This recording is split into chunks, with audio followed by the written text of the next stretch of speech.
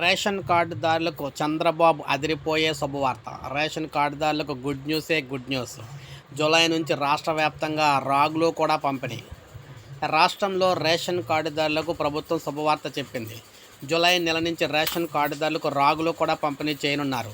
ఇప్పటికే కొన్ని జిల్లాల్లో రాగుల పంపిణీ జరుగుతూ ఉండగా జూలై నుంచి రాష్ట్ర వ్యాప్తంగా దీన్ని అమలు చేస్తున్నారు. 3 కేజీల బియ్యానికి బదులుగా రాగులు పంపిణీ చేస్తారు. అలాగే కందిపప్పు, పంచదార కూడా పంపిణీ చేయాలని ఇప్పటికే పౌర సరఫరా శాఖ నిర్ణయించింది. అలాగే సత్యసాయి, తిరుపతి, చిత్తూరు జిల్లా వాసులకు జొన్నల పంపిణీ కూడా చేయనున్నారు. ఒకవేళ రాగులు, జొన్నలు తీసుకునేందుకు రేషన్ కార్డుదారులు ఆసక్తి చూపని పరిస్థితిలో వాటికి బదులుగా బియ్యం కూడా ఇవ్వనున్నారు.